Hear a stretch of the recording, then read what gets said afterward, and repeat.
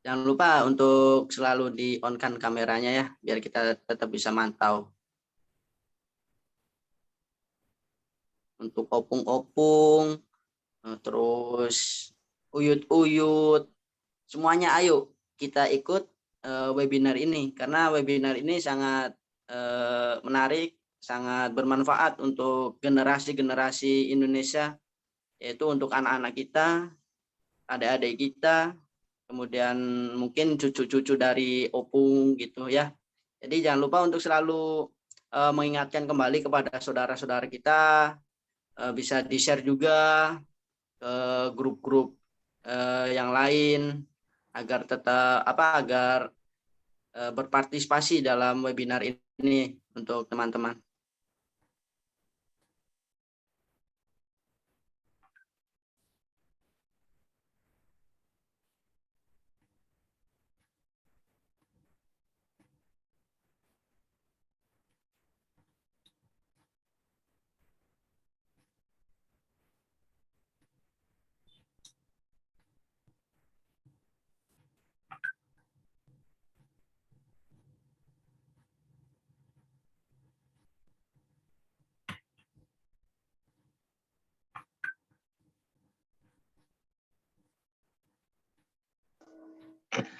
Baik, untuk teman-teman, videonya diaktifkan ya. Kita akan mulai acaranya.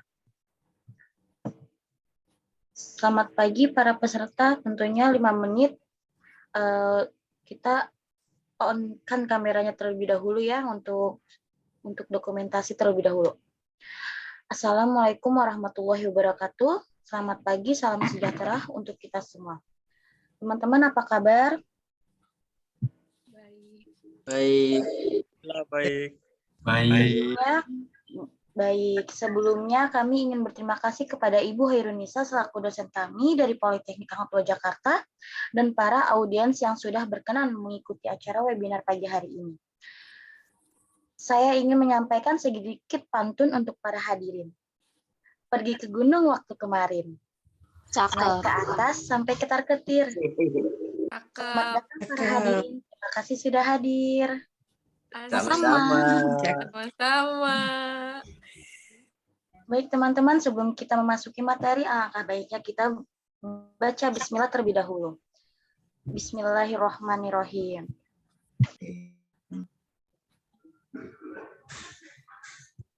Baik, pada kesempatan pagi hari ini dengan antusias sekali, perkenalkan, saya Nurul Aini, mahasiswa Politeknik Hang Tuah Jakarta, Prodi Keperawatan, selaku moderator yang tentunya akan memandu acara ini hingga selesai nanti. Tujuan webinar pagi hari ini mengajak para peserta untuk mengenal apa itu stunting dan cara mencegah stunting. Baik teman-teman, sebelumnya kita mulai saat saya ingatkan ya untuk peserta tetap stay tune di Zoom ini karena yang mengikuti webinar dari awal sampai akhir akan mendapatkan door prize untuk 2 orang yang beruntung. Tetap stay tune di Zoom ya teman-teman.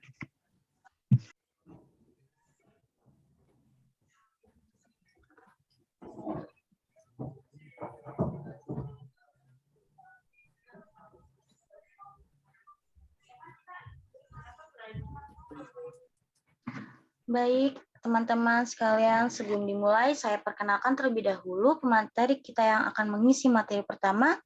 Beliau bernama Rafli Ardi Pamungkas. Sebelumnya saya akan menampilkan CV beliau terlebih dahulu.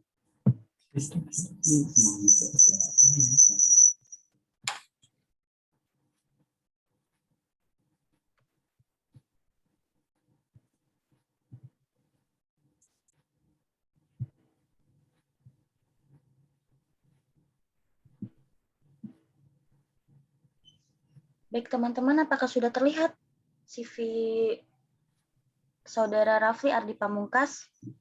Ya, sudah, Kak.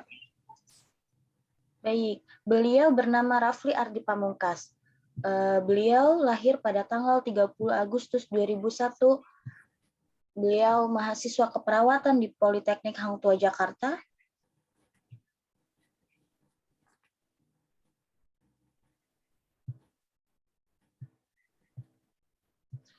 Dan jika teman-teman ada yang ingin ditanyakan kepada Saudara Rafli, bisa hubungi Saudara Rafli dengan nomor 0812173834 atau menanyakan melalui email rafliardi98@gmail.com. Beliau tinggal di Kemanggisan, Pulau Jakarta Barat. Riwayat pendidikan formal beliau pernah bersekolah SDN 05 Pagi Jakarta Barat dari 2008 sampai 2014. Saat ini beliau sedang menduduki bangku kuliah Politeknik Hang Tuah Jakarta Prodi D3 Keperawatan on proses pendidikan. Beliau juga mendapatkan prestasi juara 1 lomba desain poster Senat Mahasiswa Stikes Medistra Indonesia. Beliau juga mendapat riwayat organisasi yaitu organisasi siswa intrasekolah atau OSIS, koordinator Paskibra SMA 1 Barunawati. Dia juga mengikuti Ikatan Mahasiswa Keperawatan Puswil Jakarta, Ikatan Mahasiswa Keperawatan Indonesia.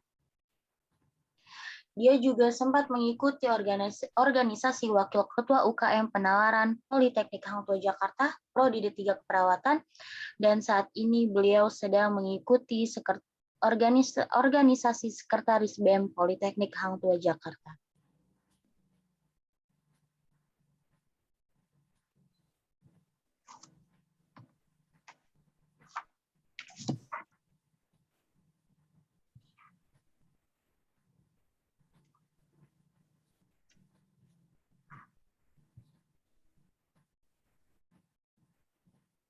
Baik, untuk itu rekan-rekan kita langsung panggil saja Saudara Rafli Ardi Pamungkas untuk pemateri yang pertama. Sebelum kita memasuki pemateri pertama, baiknya untuk seminar ini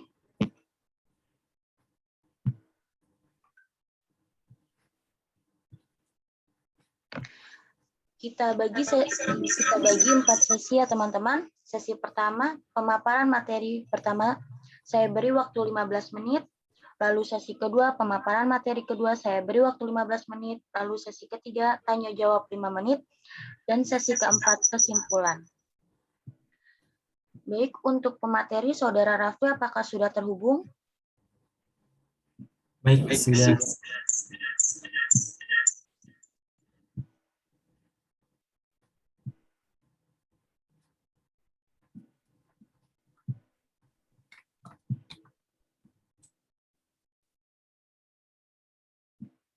Baik, untuk Saudara Rafli, persilakan.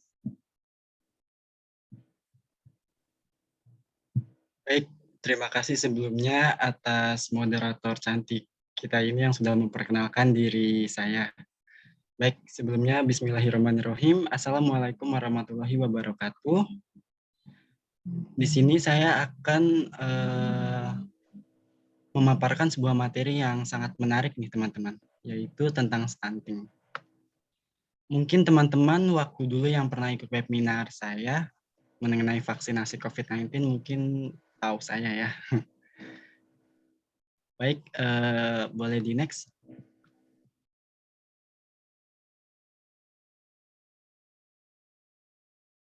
Ya, di sini saya ada 7 subtopik yang saya akan bahas. Yang pertama itu ada pengertian stunting, yang kedua itu ada ciri-ciri stunting, yang ketiga itu ada faktor resiko stunting, yang keempat itu ada faktor penyebab stunting, yang kelima ada dampak dari stunting, yang keenam ada cara pencegahan stunting, dan 7 ada penata laksanaan medis dan deteksi stunting. Bisa next.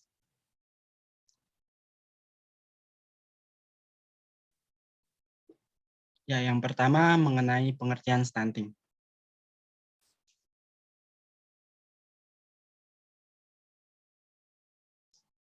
Ya, di sini kita bisa lihat ya pengertian stunting yaitu sebuah kondisi di mana balita memiliki panjang atau tinggi badan yang kurang jika dibandingkan dengan umur ya. Tapi teman-teman bahasa simpelnya aja ya bahwa stunting itu kata lainnya dari bahasa Indonesia itu pendek ya, pendek atau bisa juga disebut juga kerdil, pendek itu bisa dikata lain dari stunting ya. Stunting itu bahasa Inggris.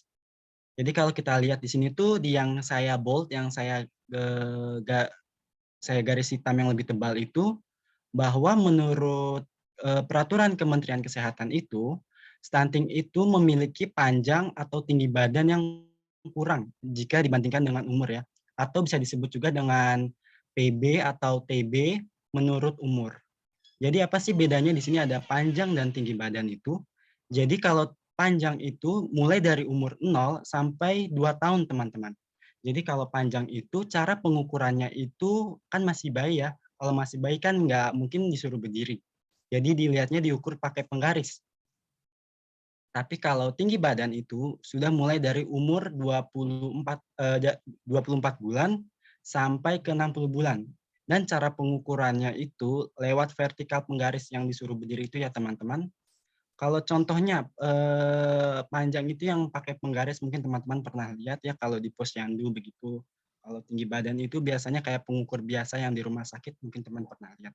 Jadi perbedaan antara panjang atau tinggi badan itu sama saja, tapi yang membedakan itu itunya saja ya teman-teman, cara mengukurnya saja. Karena kita di sini membahas tentang stunting, jadi kita lebih ke panjang atau tinggi badan ya. Jadi kalau mengenai berat badan itu kebalikan dari stunting atau wasting.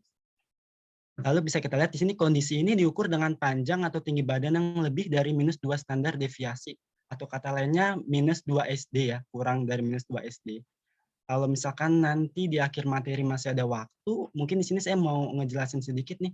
Saya dapat tabel mengenai cara pengukuran anak stunting langsung dari kementeriannya. Boleh dilanjut? Nah, teman-teman di sini bisa kita lihat ya ada 2 anak nih. Mungkin teman-teman bisa lihat nih anak yang normal dengan anak yang stunting kira-kira yang mana nih? Di sini bisa kita lihat ya yang namanya Lani mempunyai umur 41 tahun. Yang Nancy, anaknya yang namanya Nancy mempunyai umur 43 bulan ya teman-teman. 41 bulan, yang satu 43 bulan. Untuk yang Lani itu beratnya 15,2 kilogram dengan tinggi 98 cm. Kalau untuk Nancy punya beratnya 9,7 kilogram, tingginya 85,7 cm. Kira-kira menurut teman-teman anak yang stunting ini sebelah mana nih teman? Kalau kita lihat anak stunting itu udah kelihatan pasti perawakannya pendek ya teman-teman, pasti yang kanan. Kalau dilihat dari tabel itu juga kemarin pas saya lihat, itu memang benar teman-teman, bahwa kalau umur 43 bulan dengan tinggi 85,7 cm itu bukan hanya pendek teman-teman. Ternyata di tabel itu 85,7 cm dengan umur 43 bulan itu sudah menandakan sangat pendek. Jadi kalau stunting itu pendek, tapi juga ada sangat pendek nih teman-teman. Mungkin nanti kalau di akhir materi mau saya kasih unjuk nih cara perhitungannya, mungkin biar teman-teman ngerti ya. Mau saya tegaskan kembali teman-teman bahwa stunting itu pasti pendek. Tapi kalau pendek belum tentu stunting ya teman-teman. Jadi di sini bisa kita lihat ya antara normal dengan yang stunting. Walaupun yang kita lihat bahwa yang anak yang bernama Nancy ini umurnya lebih tua daripada yang namanya Lani. Tapi tinggi badannya lebih pendek daripada yang masih muda ya teman-teman. Di sini udah kelihatan banget perawakannya sudah pendek, kerdil ya. Bisa dilanjut.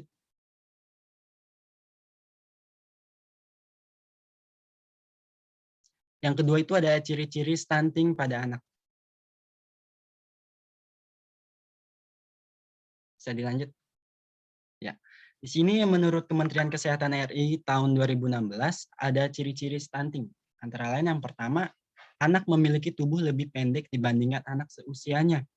Ini seperti yang saya jelaskan yang tadi ya mengenai tinggi badannya.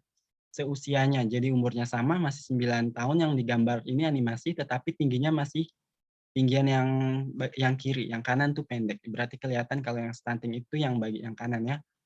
Kalau yang kedua itu proporsi tubuh yang cenderung normal namun terlihat lebih kecil dari usianya. Yang dimaksud dengan proporsi itu menurut KBBI bahwa proporsi itu perbandingan tubuh teman-teman. Jadi bahwa perbandingan tubuh dengan anak yang satu dengan anak yang stunting itu lebih kecil dari usianya. Mungkin lebih tampak muda mukanya kalau yang aslinya. Nah yang ketiga ini berat badan yang rendah untuk anak usianya. Jadi yang dimaksud dengan berat badan yang rendah untuk anak usianya ketika anak stunting itu berat badannya lebih rendah teman-teman dari anak seusianya yang normal. Jadi ketika contohnya ya, ini dilihat dari gambar, umur 1 tahun sampai 3 tahun itu digambar berat badannya 9,6 kilogram. Tapi kemungkinan anak stunting itu di bawah dari 9,6 kilogram teman-teman. Tapi dilihat lagi kembali ya teman-teman, kita tidak mempatokan kepada berat badan.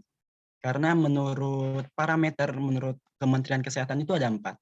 Ada tinggi badan menurut umur, panjang badan menurut umur, atau tinggi badan menurut umur, sama IMT menurut umur. Jadi sebenarnya berat badan juga bukan patokan teman-teman dalam mendeteksi stunting. Boleh dilanjut?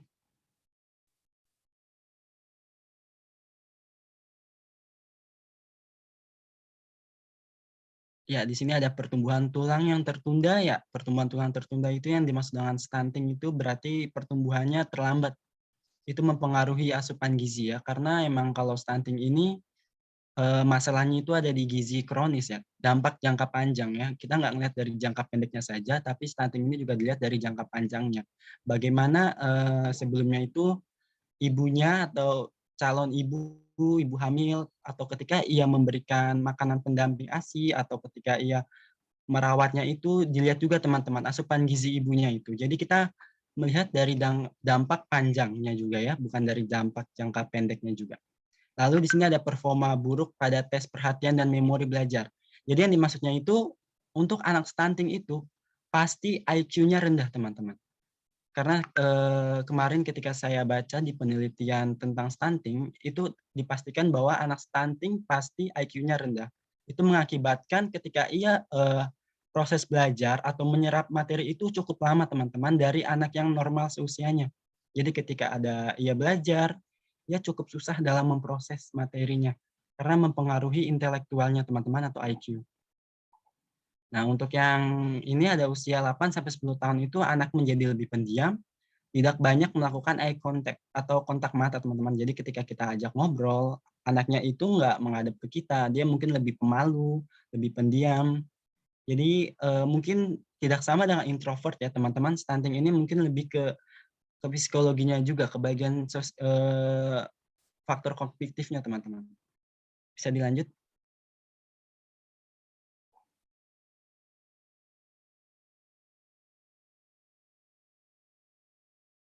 Lalu ada tanda pubertas terlambat. Jadi kesehatan reproduksi itu di anak stunting juga mempengaruhi ya teman-teman. Jadi ketika anak stunting itu pola gizinya buruk juga mempengaruhi dalam tanda pubertasnya terlambat. Itu karena juga organ-organ di dalam tubuhnya itu mengalami pelemahan teman-teman. Lalu ada juga wajah tampak lebih muda dari usianya. Itu seperti yang tadi awal ya. Walaupun mereka sudah tua, tapi kelihatan maksudnya sudah umurnya sudah tua, tapi ia pendek, tapi mukanya itu lebih tampak muda daripada seusianya. Boleh dilanjut?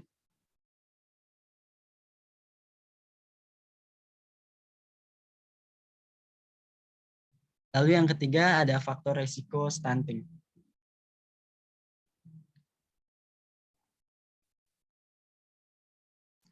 Nah, di sini ada faktor resikonya itu yang pertama itu kita melihat dari status gizinya, teman-teman.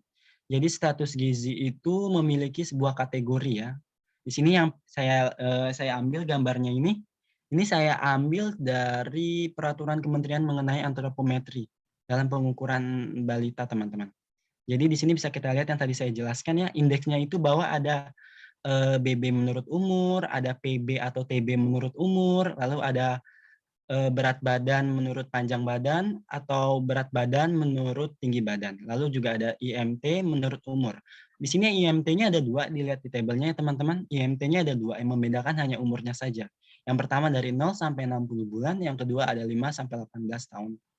Lalu untuk tinggi, kita kan stunting ya teman-teman, jadi saya hanya memfokuskan kita ke stuntingnya saja. Kalau stunting, kita ngelihatnya di indeks yang baris yang kedua teman-teman. Jadi kita melihat dari panjang badan menurut umur sama tinggi badan menurut umur. Jadi yang saya sebutkan ya, kalau panjang badan itu dari umur 0 sampai 24 bulan. Kalau tinggi badan itu dari umur 24 lanjut sampai ke 60 bulan. Lalu untuk kategorinya sendiri itu ada sangat pendek, pendek, normal, dan tinggi. Nah, tadi yang di pengertian awal itu, stunting itu kan ketika di kategorinya itu kurang dari minus standar deviasi. Kalau bisa kita lihat nih warnanya nih teman-teman, kalau hijau itu normal. Nah, kita lihat itu kalau kurang dari minus 2 standar deviasi itu berarti yang berwarna oranye.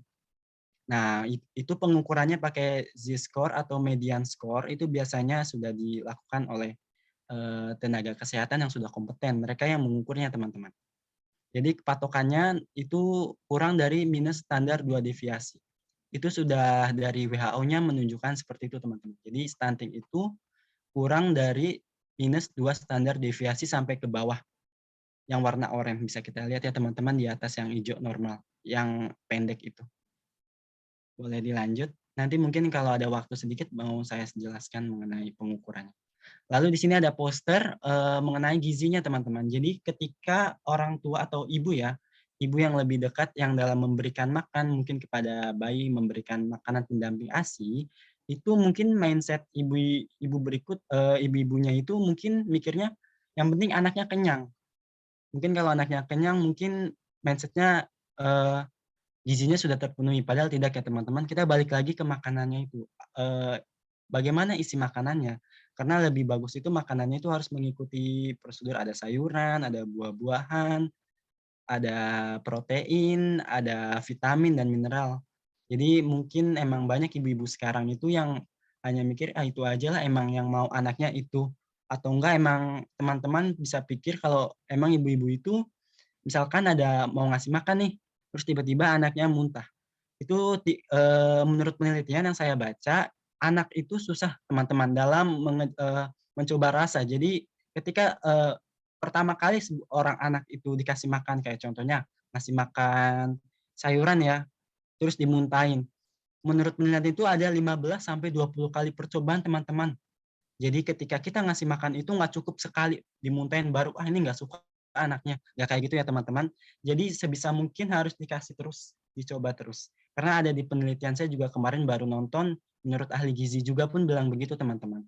Jadi ketika kita memberi makan kepada anak yang baru untuk makanan pendamping ASI, itu harus sesering mungkin. Jadi jangan memberi makan hanya sekali sama anaknya itu mungkin dimuntahin karena kita mikirnya nggak suka. Jadi jangan berpikiran begitu ya teman-teman. Jadi kita harus selalu sering memberi makan yang rasa-rasa baru begitu teman-teman.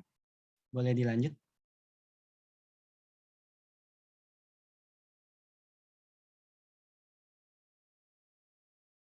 Nah, lalu ada sanitasi teman-teman. Sanitasi itu awamnya itu seperti kebersihan lingkungan, lebih kayak seperti kondisi tempat tinggal, pasokan air bersih, atau kebersihan lingkungan. Jadi kenapa sih stunting itu berhubungan sekali sama sanitasi? Karena jika kita punya sanitasi yang seperti airnya kotor atau airnya yang mendekati pembuangan kotoran atau tempat pembuangan sampah itu sangat mempengaruhi ya teman-teman.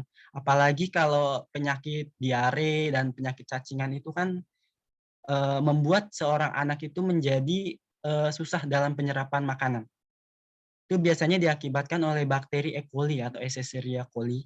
Itu emang mengincarnya pencernaan. Jadi ketika emang kita rumahnya itu dekat sama yang daerah yang kotor, sanitasinya juga nggak memadai, ya kan, atau airnya emang kotor, itu sangat mempengaruhi teman-teman, karena bakteri itu bisa menyebarnya sangat cepat. Apalagi kalau pasokan atau tempat mandi atau tempat air minum kita, atau kayak drum minum kita itu dekat sama pembuangan air, pembuangan kotoran kita itu.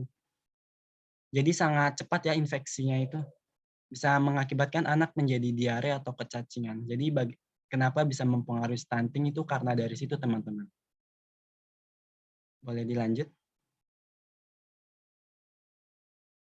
Nah, selanjutnya ada makanan pendamping ASI. Sebenarnya sebelum makanan pendamping ASI itu ada ASI eksklusif ya teman-teman. Jadi mungkin ini kalau lengkap tapi nggak apa-apa. Kita mulai dari makanan pendamping ASI. Jadi kalau makanan pendamping ASI itu makanan ketika anaknya itu sudah lebih dari umur 6 bulan teman-teman. Jadi ketika seorang ibu memberi ASI eksklusif itu dari umur 0 sampai 6 bulan. Jadi ASI eksklusif itu ASI yang diberikan tanpa memberikan makanan sama minuman. Jadi 6 bulan full itu ketika bayi baru lahir itu full diberikan ASI eksklusif. Nah, setelah itu boleh diberikan makanan pendamping ASI. Contohnya seperti di gambar tersebut nih teman-teman. Boleh diberikan biskuit, buah-buahan atau telur. Tetapi kita lihat juga teman-teman dari menunya sendiri. Ada tahapannya, jadi bukan asal kita ngasih makan ya. Jadi itu contohnya kayak baru 6 bulan pertama kita ngasihnya itu susu bubur. Jadi yang lembut-lembut dulu aja ya teman-teman, yang lembut-lembut dulu. Boleh lanjut nanti ketika sudah 1 bulan atau 2 bulan, boleh yang lebih padat seperti bubur tim, gitu ya teman-teman. Teman-teman bisa lihat langsung di Google jadwal mengenai pemberian makanan pendamping ASI. Karena banyak jadwalnya, menu-menunya juga banyak. Jadi pemberian MPASI ini nggak asal ya teman-teman. Pemberian MPASI atau makanan pendamping ini ada aturannya juga, ada cara pengelolaannya, apa aja makanan yang diberikan sesuai umurnya, begitu teman-teman. Boleh dilanjut?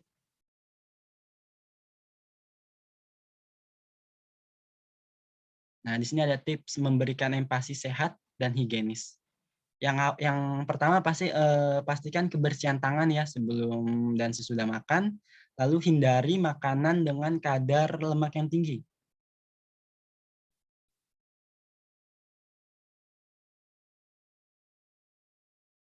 Ya, hindari makanan dengan kadar lemak yang tinggi, pemanis dan penyedap rasa.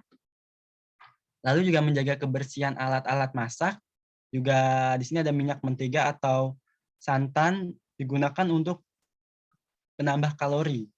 Nah, jika perlu itu madu juga diberikan setelah anak berusia 1 tahun ya teman-teman jika tidak ada alergi diare. Lalu ada jus buah. Jus buah itu tidak disarankan ya untuk anak usia di bawah 1 tahun. Karena yang tadi saya bilang bahwa MPASI itu juga ada aturannya seperti dimulai dari yang lembut-lembut dulu, baru yang mulai padat. Nah, lalu di sini ada berikan protein nabati hewani sejak usia 6 bulan, setelah pemberian ASI eksklusif tentunya ya. Lalu ada telur, daging, dan ikan diberikan dalam keadaan benar-benar matang. Lalu di sini ada pisahkan talenan untuk memotong bahan mentah dan bahan matang. Jadi tidak dicampur dalam satu talenan. Boleh dilanjut?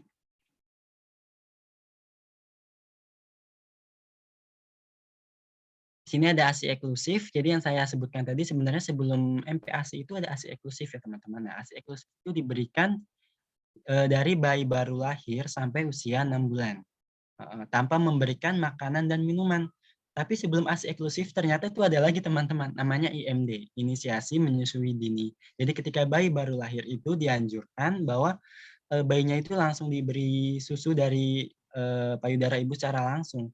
Dan usahakan bayi tersebut juga mencari puting susunya itu sendiri teman-teman tanpa kita unjukkan langsung ke mulut ibu. Itu mempengaruhi sekali ya untuk ASI eksklusif seterusnya. Di sini bisa kita lihat ya posternya. Bahwa di sini jangan memberi makanan atau minuman ya. Seperti yang saya bilang, jangan memberi makanan atau minuman saat ASI eksklusif selama 0 sampai 6 bulan. Susu bayi paling sedikit dalam sehari itu 8 kali. Lakukan perilaku hidup bersih dan sehat ya teman-teman. Jadi ketika ingin menyusui itu jangan lupa juga ibunya mencuci tangan. Takutnya kalau ibunya nggak mencuci tangan, ada bakteri di tangan lalu disodorkan langsung, takutnya bisa terjadi masalah di sistem pencernaan si bayi itu juga. Bisa terjadi diare mungkin. Lalu di sini ada pantaulah pertumbuhan balita di posyandu. Lalu ada berikan imunisasi juga, terutama vitamin A. Di juga berikan makanan pendamping ASI ya setelah ASI eksklusif MPASI. Lalu pada usia 6-8 bulan ini boleh berikan makanan lumat ya, makanan lumat yang sudah dilumat dibuat 3-4 kali biskuit atau buah lumat. Nah, beri ASI yang pertama keluar itu yang tadi saya bilang di IMD itu ya, namanya kolostrum. Jadi fungsi kolostrum itu untuk meningkatkan sistem imun si bayi atau kekebalan tubuh si bayi itu sangat penting ya teman-teman, namanya kolostrum. Lalu ada berikan ASI eksklusif ini yang tadi saya bilang diberikan 0 sampai 6 bulan. Itu tanpa memberikan makanan atau minuman. Boleh dilanjut? Lalu ada berat badan lahir. Jadi faktor resikonya itu kita juga melihat dari berat badan lahir. berat bayi lahir cukup itu atau BBLC itu antara 2.500 sampai 4.000 gram. Boleh dilanjut dulu. Nah, di sini baru dilihat bahwa kalau ada sesuatu masalah itu ketika berat bayi lahirnya rendah. Itu kurang dari 2.500 gram. Boleh dilanjut. Nah, lalu di sini ada pola asuh. Pola asuh itu bukan dari pola makan saja ya teman-teman. Di sini kita bisa lihat sebenarnya dari Kemenkes RI itu. Pola asuhnya itu dari pola makan. Tapi sebenarnya selain pola makan itu banyak ya teman-teman. Bagaimana cara kita mengasuh bayinya, bagaimana cara kita melindunginya, bagaimana cara kita menjaga kebersihannya juga mempengaruhi pola asuh tersebut ya teman-teman. Tapi mengapa di stunting ini selalu yang muncul itu gizi? Karena memang di pengertian awal saja stunting itu memang sebuah kondisi gizi kronis. Gizi kronis itu yang dimaksud itu ketika terjadi asupan gizi yang tidak benar yang sangat lama, yang dalam jangka panjang ya. Kita nggak ngeliat dari jangka pendek, karena stunting ini dilihat dari jangka panjang. Boleh dilanjut? Lalu yang keempat ada faktor penyebab stunting. Di sini saya ambil dua, dari UNICEF sama dari WHO. Kalau menurut UNICEF, itu faktor penyebabnya itu ada faktor penyakit dan asupan zat gizi. Kalau dari WHO itu ada 4 kategori. Dari ada faktor keluarga dan rumah tangga, ada makanan tambahan atau komplementer yang tidak adekuat, ada menyusui, dan infeksi. Boleh dilanjut? Yang kelima ada dampak dari stunting. Nah, dampak dari stunting itu ada dua ya teman-teman. Di sini kita lihat dari dampak jangka pendek sama jangka panjang. Untuk jangka panjangnya itu yang pertama ada peningkatan kejadian kesakitan dan kematian. Kenapa ada kesakitan dan kematian? Karena ketika anak stunting itu pola gizinya itu sudah buruk. Itu mengakibatkan sistem kekebalan tubuh juga ikut menurun ya pastinya. Itu mengakibatkan mudah terserang penyakit juga pastinya. Nah, dari situlah kenapa bisa muncul kesakitan dan kematian. Karena memang anak stunting itu sistem kekebalannya pasti menurun karena diakibatkan oleh gizi yang buruk, gizi kronis. Lalu di sini ada perkembangan kognitif, motorik, dan verbal ya. Kognitif itu contohnya seperti daya pikir atau IQ kita yang menurun. Kalau motorik itu tidak seaktif ya anak seusianya yang normal. Kalau verbal itu yang tadi saya bilang kontak eye-nya mengurang atau dia pendiam atau malu. Tidak optimal ya, tidak seusia anaknya. Lalu di sini yang ketiga ada peningkatan biaya kesehatan. Biasanya terjadi sebuah peningkatan biaya kesehatan nih teman-teman kalau anak stunting. Karena kalau menurut saya baca juga bahwa setiap tahunnya itu juga terjadi peningkatan. Peningkatan anggaran bagi pemerintah juga terjadi peningkatan. Dalam pemeliharaannya juga terjadi peningkatan. Makanya bisa terjadi peningkatan biaya kesehatan. Boleh lanjut? Lalu di sini ada dampak jangka panjangnya. Yang pertama itu ada postur tubuh yang tidak optimal saat dewasa. Jadi ketika sudah merajak dewasa, stuntingnya juga mungkin nama ibunya kurang tahu, dibiarkan saat anak dewasa baru didiagnosa stunting, itu kelihatan teman-teman. Jadi kondisinya itu lebih pendek dari teman yang lainnya yang udah dewasa yang mungkin tinggi. Ini mempengaruhi, ini kita ngeliat dari jangka panjangnya ya, yang tadi itu jangka pendeknya. Lalu di sini ada meningkatnya risiko obesitas dan penyakit lainnya. Contohnya itu kayak seperti diabetes, hipertensi. Jadi kenapa bisa ada risiko obesitas, hipertensi, diabetes itu karena tadi juga balik lagi ke gizinya ya lagi ya. Bahwa emang kalau stunting ini kekebalan tubuhnya menurun. Ini akibatnya karena gizinya yang kurang ya teman-teman, mempengaruhi organ dalamnya juga. Lalu yang tadi menurunnya kesehatan reproduksi juga tadi berhubungan sama terlambatnya masa pubertas ya. Jadi ini berhubungan. Lalu juga ada kapasitas belajar dan performa yang kurang optimal saat masa sekolah, produktivitas dan kapasitas kerja yang tidak optimal. Ini tadi yang saya bilang bahwa verbal kognitif dan intelektualnya itu berkurang. Itu karena anak stunting itu IQ-nya menurun sudah dipastikan. Boleh dilanjut? Lalu yang keenam ada cara pencegahan stunting.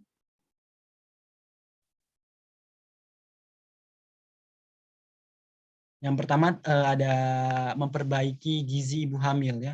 Jadi sebenarnya untuk pencegahannya ini itu bukan dilihat dari faktor ibu hamil saja ya teman-teman. Jadi sebenarnya banyak. Sebenarnya kalau menurut dokter ahli gizi, sebelum kalian mau, mungkin di sini ya, mungkin pemuda-mudi nih yang ingin menikah, 3 bulan sebelum menikah itu boleh banget, nggak usah malu-malu, konsul ke Obgyn kehamilan atau ke dokter ahli gizi mengenai gizi yang direncanakan berikutnya. Karena kemarin pernah saya tonton mengenai dokter ahli gizinya pernah bilang begitu.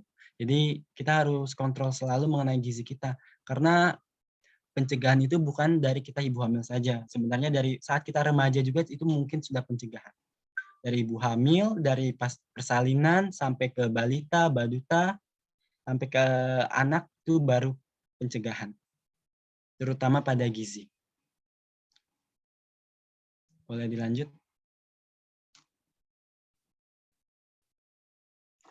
Lalu yang di sini ketika saat ingin melakukan persalinan itu bukan lebih baiknya, emang harusnya itu dilakukan oleh bidan atau dokter yang terlatih atau yang sudah kompeten. Karena kalau misalkan kita mau persalinan di tempat yang maksudnya kurang terpercaya, kayak apalagi kayak kalau zaman dulu kebanyakan dukun beranak ya teman-teman. Mungkin karena kalau dulu itu kan banyak yang kesteriliannya kurang terpercaya juga. Jadi kita lebih baik memilih persalinan yang benar ya, seperti di bidan atau dokter. Lalu ada bayi yang tadi saya bilang melakukan inisiasi menyusui dini yang tadi saya bilang. Jadi ketika bayi baru lahir langsung diberi susu. Karena ada kolostrum juga ya. Boleh dilanjut?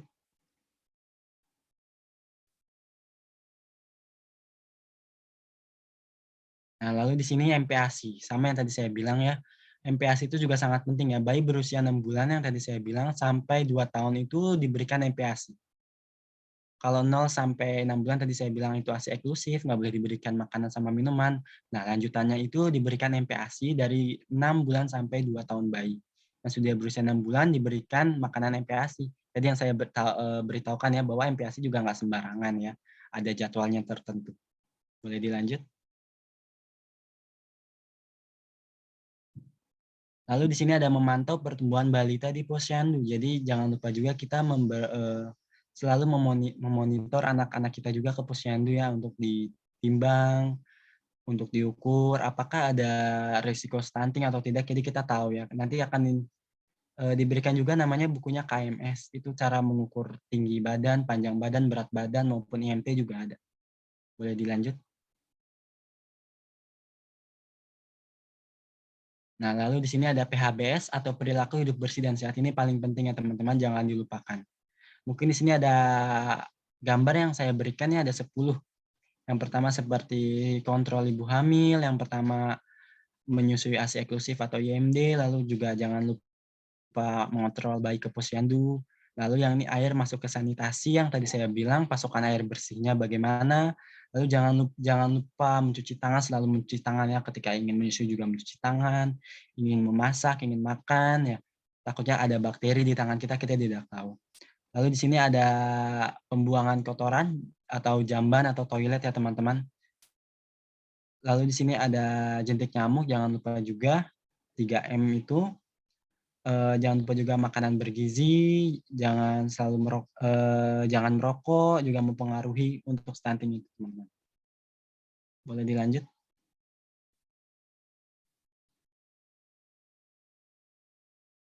Lalu yang ketujuhnya ada pemeriksaan medis dan deteksi stunting.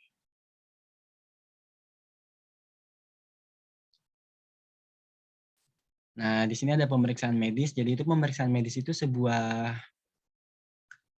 pemeriksaan ketika kita ke rumah sakit teman-teman untuk mendeteksi stunting. Mungkin lebih tepatnya kayak kita melakukan sebuah, ini contohnya ada pemeriksaan darah lengkap, urin, feses, rutin, laju endap darah, elektrolit serum, dan pemeriksaan usia tulang.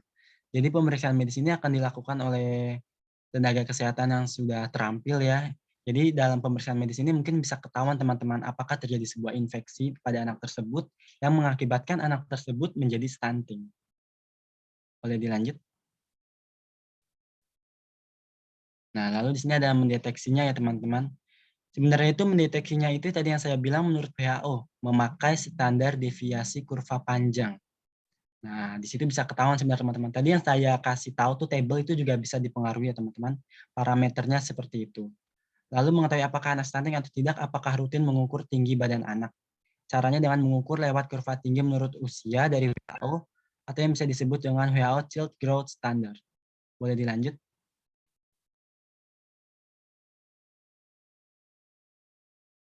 Nah, di sini yang tadi saya bilang, ini contoh grafik tabelnya dari KMS. Ini saya ambil hanya tinggi badan atau panjang badan ya. Yang biru laki-laki, yang pink wanita. Di sini saya ambil tinggi badan dan panjang badan. Ini contohnya ya teman-teman. Kalau yang atas itu panjang badan, yang bawah itu tinggi badan. Sebenarnya berat badan, IMT juga ada teman-teman. Tabelnya, grafiknya masing-masing. Boleh dilanjut? Habis ini kayaknya sudah selesai. Nah iya, udah selesai. Sepertinya situ aja. Apakah masih ada waktu ya? Di sini saya mau ngasih share sedikit sih mengenai tabel yang tadi saya bilang. Bagaimana moderator? Iya, pemateri. Waktunya saya beri 2 menit. 2 Oh, menit 2. ya, Mas. Oh iya, baik. Boleh di end screen. Saya mau share screen sebentar aja.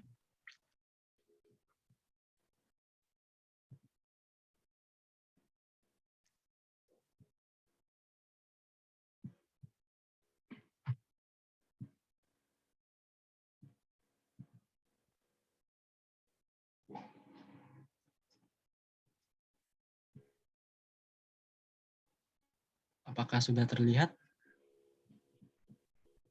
Belum ya? Belum, Rafli.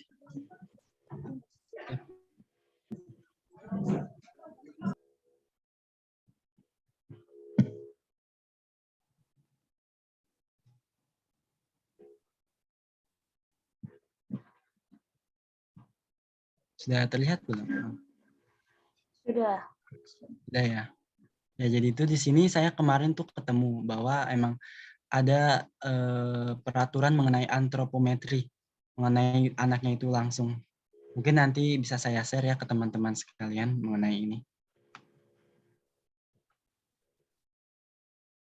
Baik. Nah, di sini itu tadi yang saya kasih tahu ya teman-teman. Di sini itu ada indeksnya yang tadi saya bilang. BB menurut umur, ada PB menurut umur atau TB menurut umur. Lalu di bawahnya itu ada BB menurut panjang badan atau BB menurut tinggi badan. Lalu di sini juga ada IMT menurut umur. Ada IMT menurut umur juga teman-teman. Ini sama teman-teman yang tadi saya jelaskan di status gizi. Jadi kalau kita mau melihat itu anak stunting atau tidak itu kita ngelihatnya fokusnya ke panjang badan atau tinggi badan. Bisa kita lihat ya bahwa sangat pendek itu nama bahasa Inggrisnya itu severely stunt. Yang pendek itu stunt, lalu ada normal, lalu ada tinggi. Nah, lalu pendek itu stunt bisa kita lihat ya teman-teman, di sini kita lihat bahwa anak stunting itu yang pada seperti pengertian tadi bahwa kurang dari -2 standar deviasi. Nah, kalau sudah di bawah -2 standar deviasi itu sudah pasti anaknya pendek stunt. Apalagi di bawah kurang dari -3 standar deviasi. Itu sangat pendek atau severely stunt. Nah, lalu di sini juga ada sebentar ya teman-teman. Tabel yang saya ingin tunjukkan. Nah, ini nih. Kalau ini berat badan ya teman-teman. Kita lanjut ke tinggi badannya saja langsung.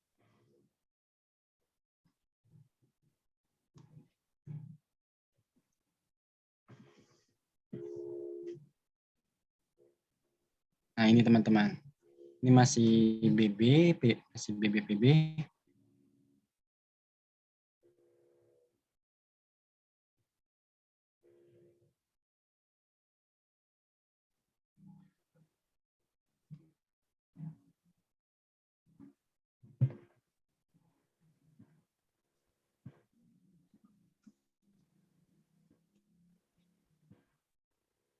Jadi itu tabelnya itu ada banyak ya, bisa dilihat aja tabelnya di sini ada banyak, ada BB, ada TB, ada PB, ada IMT. Sebenarnya ini gampang teman-teman lihatnya. Yang penting kita tahu bahwa BB anaknya, TB anaknya.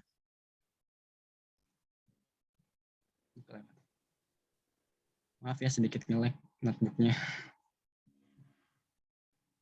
Atau mungkin moderator sudah habis waktunya, bagaimana ya? Atau di-share aja nanti. Iya, siap pemateri. Waktunya sudah habis.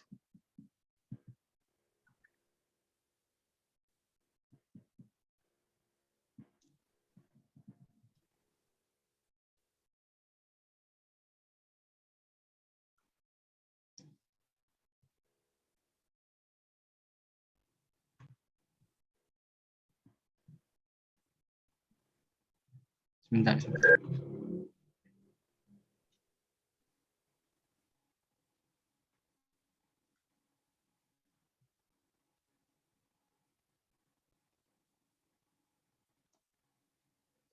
Kalau yang ini untuk anak laki-laki. Kita coba cari contohnya yang anak perempuan tadi. Mohon izin pemateri, mohon maaf sebelumnya waktunya sudah habis ya pemateri. Maaf, sedikit nge-lag. Saya stop sharing dulu. Baik, kenapa moderator? Maaf.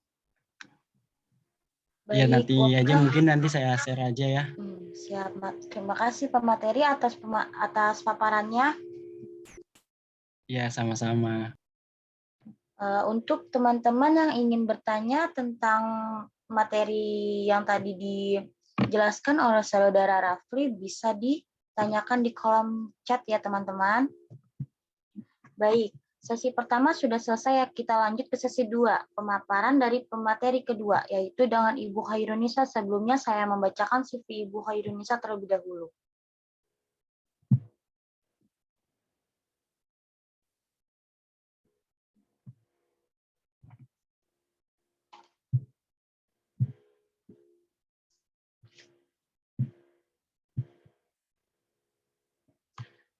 Baik teman-teman, sudah terlihat ya CV beliau. Tak kenal maka tak sayang, maka saya akan membacakan CV singkat beliau. Beliau bernama Nurse Khairunisa M.Kep. Beliau lahir di Sintang pada tanggal 10 Januari 1983. Wah, ternyata Ibu Nisa baru ulang tahun kemarin ya teman-teman. Selamat ulang tahun ya Ibu. Terima kasih. Selamat ulang tahun Ibu. Ulang tahun Ibu. Terima kasih, terima kasih. Kita lanjut. Pekerjaan beliau saat ini yaitu PJSKA Puslipat Menkes Politeknik Hang Tua Jakarta. Untuk alamat beliau tinggal di Jalan Tebet Dalam 2G nomor 9 Jakarta Selatan. Nah, teman-teman kalau ada rumahnya yang dekat atau ada yang mau bertemu dengan beliau boleh banget. Tapi sebelumnya bisa menghubungi beliau melalui nomor berikut 0822 6037 7604. Atau juga bisa menanyakan melalui email yaitu email hairunisaku@gmail.com. Beliau juga terdaftar agar beliau untuk para audiens, tolong mikrofonnya di-off-kan ya. Beliau terdaftar organisasi PPNI dengan nomor registrasi 317304625547. Untuk pendidikan terakhir beliau terdiri dari S2 Keperawatan Universitas Muhammadiyah Jakarta, peminatan keperawatan maternitas dari 2015 sampai 2017.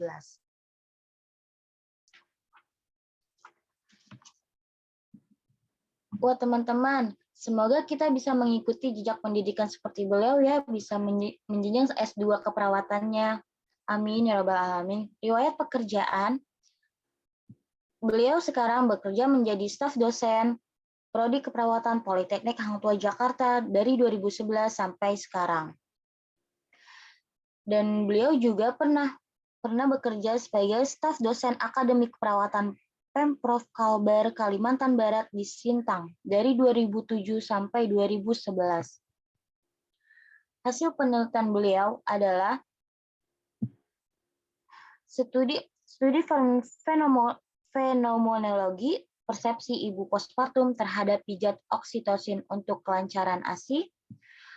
Untuk publikasi jurnalnya bisa dicek melalui link yang sudah kami cantumkan di sini ya teman-teman. Untuk riwayat organisasinya, sepertinya kita tidak bisa menyebutkan semuanya ya di sini ya. Jadi saya akan menyebutkan salah satunya saja. Beliau sebagai konselor menyusui dari Sentra Laktasi Indonesia dari 2017 sampai dengan sekarang. Baiklah, sebelum memasuki Ibu Khairunisa memberi materi, saya akan menampilkan sedikit video. Baik, selamat pagi. Saya sapa dulu para peserta yang ada di sini. Selamat pagi, Bapak Ibu yang sudah bersedia hadir dan juga teman-teman. Alhamdulillah bisa mendukung kegiatan dari mahasiswa Politeknik Hang Tuah Jakarta. Saya ucapkan terima kasih ya. Sebelum saya memulai materi, saya minta Nurul untuk menyampaikan video yang saya kirim.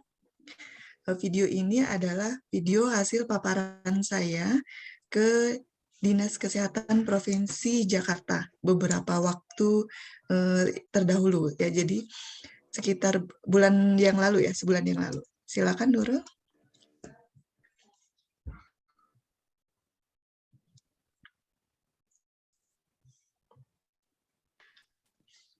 Mohon izin Ibu, sebentar ya, ada kendala, maaf. Iya, baik.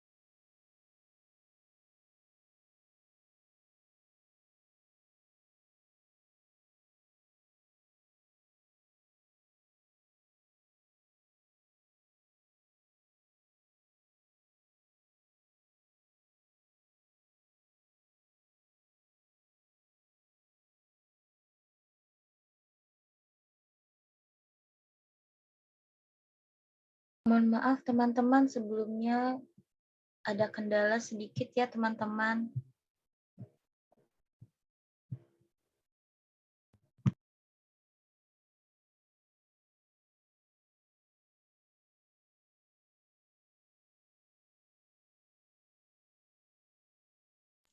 Kalau begitu boleh di aja.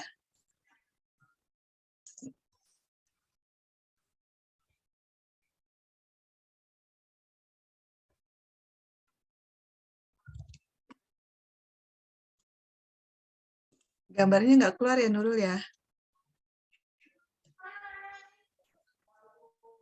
Artinya tidak bisa ditampilkan Bu untuk videonya.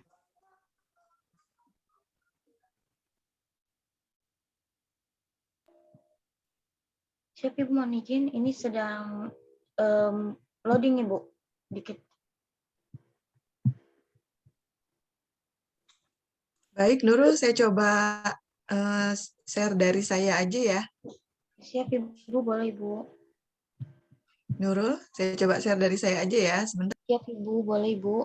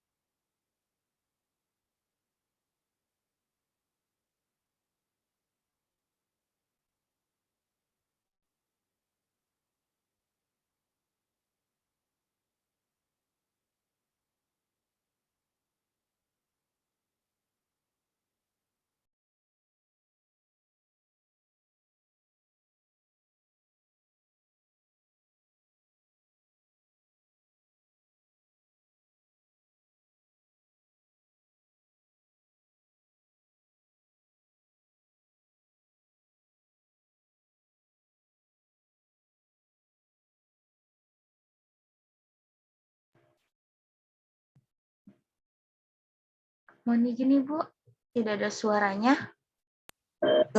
Suaranya terdengar nggak? Tidak Ibu.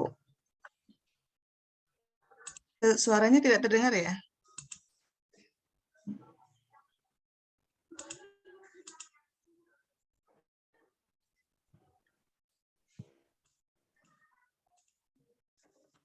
Bentar.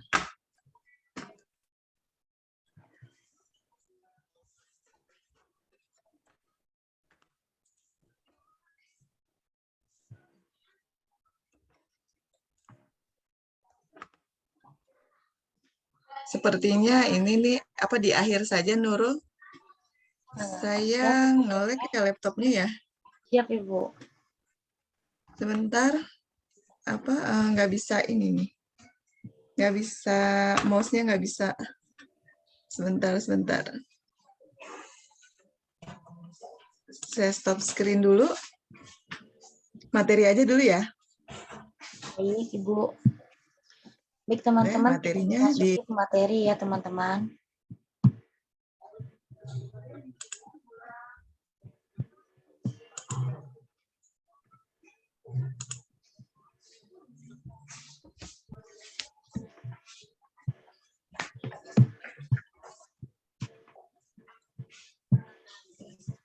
Materinya di-share dari Nurul. Siap Ibu ya.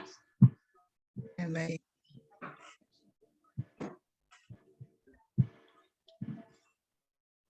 Mohon izin Ibu, apakah sudah terlihat teman-teman? Sudah. Oke, baik. Terima kasih. Kayaknya saya juga harus berpantun nih. Supaya lebih rileks lagi ya kita dalam kegiatan ini. Nggak mau kalah sama MC. Ya. Makan roti pakai selai. Cakep. Belum habis ya. Belum habis taruh di nampan. Materi ini akan saya mulai. Bagi peserta selamat mendengarkan. Wah, apalagi nanti panitia akan mempersiapkan door prize ya. Jadi Siap, rugi nih Ibu. kalau yang nggak ikutan. Baik, tadi kita rileks saja. Kegiatan kita pada pagi hari ini adalah kegiatan pengabdian kepada masyarakat yang dilakukan oleh mahasiswa tingkat 3 dari Politeknik Hang Tuah Jakarta ya.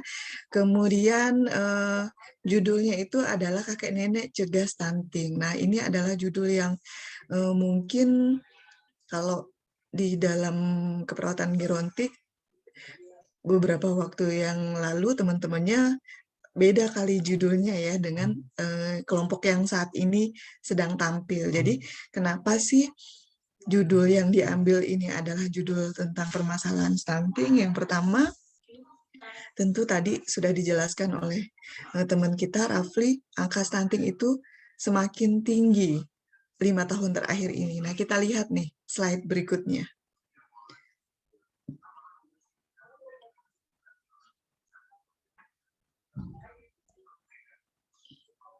Ya. Nah, permasalahan stunting yang ada di Indonesia tadi sudah dijelaskan oleh Rafli.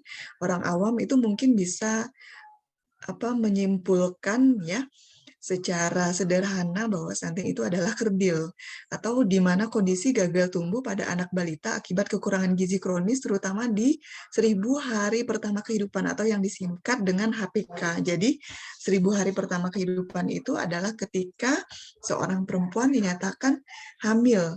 Ya, kemudian setelah itu dilanjutkan sampai dengan anak usia 2 tahun. Nah, itu yang dimaksud dari 1000 hari pertama kehidupan.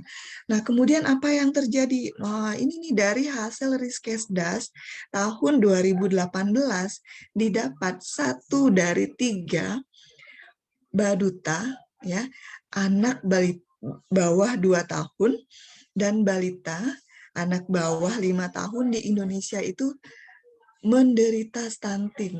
Wah, ini mengkhawatirkan ya, adalah suatu hal yang mengkhawatirkan di mana Prevalensi stunting di tingkat provinsi itu masih sangat tinggi. Kemudian 2 provinsi memiliki prevalensi stunting itu lebih dari 40%. Nah, di 18% provinsi memiliki prevalensi stunting itu adalah 30 sampai dengan 40%.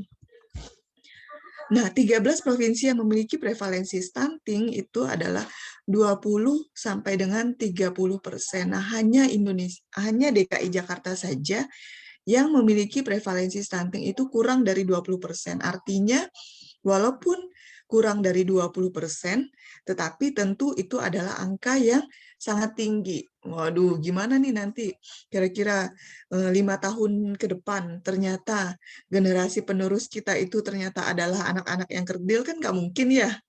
Kan nggak mau yang tadinya tinggi badannya kita bisa 165 ke atas, atau menjadi seorang perawat itu adalah 155 ya, benar nggak? Masuk jadi perawat itu kan diukur tingginya, 155. Nah, kalau seandainya 5 tahun ke depan ternyata banyak sekali anak-anak yang menderita stunting, gimana nanti kalau yang jadi 150 ya, atau di bawah dari 150, gimana nanti dia akan melakukan RJP pada pasien, melakukan tindakan-tindakan yang terkait harus mobilisasi kepada pasien, ini tentu sangat berpengaruh ya. Oke, next.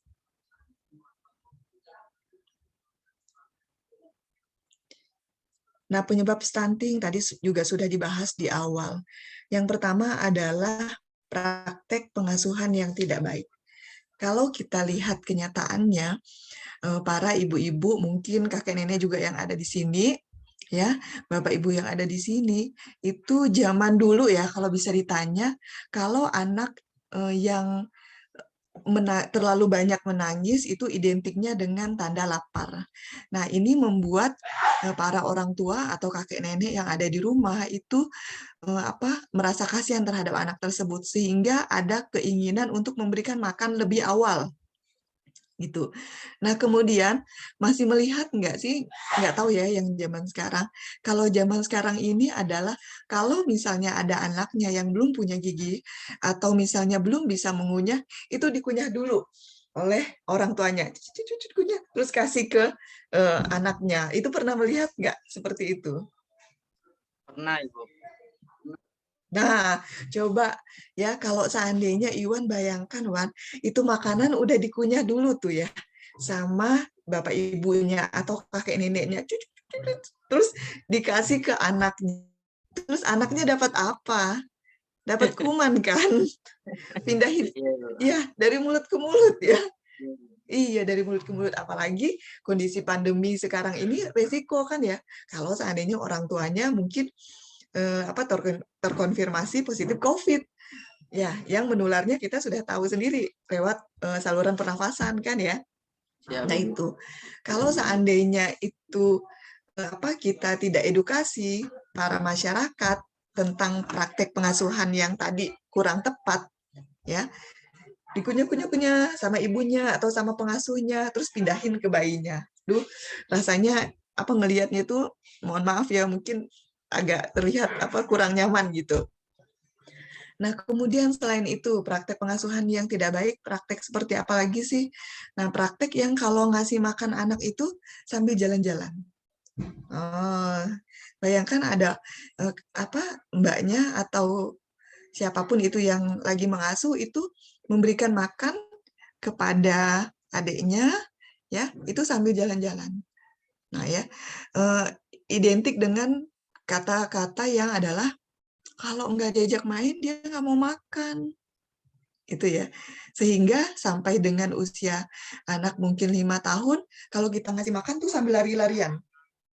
Nah, ini adalah tanda di mana praktik pengasuhannya yang tidak baik. Kemudian terbatasnya layanan kesehatan termasuk ANC, tadi sudah disebutkan di awal. Jadi ibu yang hamil itu minimal selama dalam kondisi pandemi, saya yakin juga ini terus berkelanjutan, itu minimal 6 kali melakukan pemeriksaan ANC. Ya, 1 kali di trimester pertama, 2 kali di trimester kedua, dan 3 kali di trimester ketiga. Ya, kalau dulu sebelum pandemi itu 4 kali. Kalau sekarang ditambah menjadi 6 kali. 1 kali di trimester pertama, ya, kemudian 2 kali di trimester kedua, dan 3 kali di trimester ketiga. Nah, ini tolong saling mengingatkan kepada anggota keluarganya jika ada yang saat ini dalam kondisi hamil. Jangan takut melakukan pemeriksaan kesehatan, tentunya ada tempat yang terpisah untuk ibu hamil. Kemudian kurang akses ke makanan yang bergizi. Ternyata masih ada sekelompok orang yang mungkin dalam kondisi ekonomi yang dia mungkin saja tidak mampu untuk membeli makanan-makanan yang bergizi, atau tadi disampaikan bahwa kita hanya berpikir kalau makan itu kenyang, tapi tidak melihat bagaimana menu yang harus diasup. Apalagi kondisinya adalah kondisi ibunya sedang hamil, gitu ya.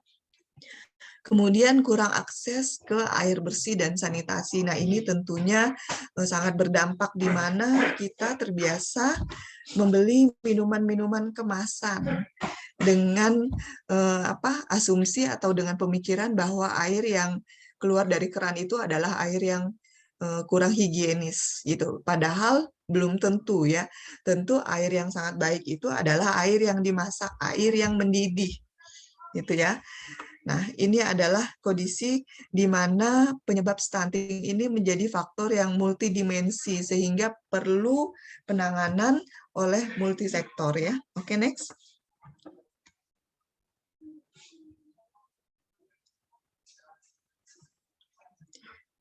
Nah, kemudian ini adalah 5 pilar nasional percepatan pencegahan stunting. Nah, artinya di sini adalah untuk melakukan pencegahan stunting itu kita tidak bisa dari tenaga kesehatan saja, tetapi ada kerjasama antara pemerintah, kemudian tenaga kesehatan, kemudian pihak swasta, dan juga para pendukung lainnya. Nah, kalau sudah seperti itu, saya rasa 5 tahun ke depan faktor risiko untuk terjadinya stunting itu tentu terus menurun.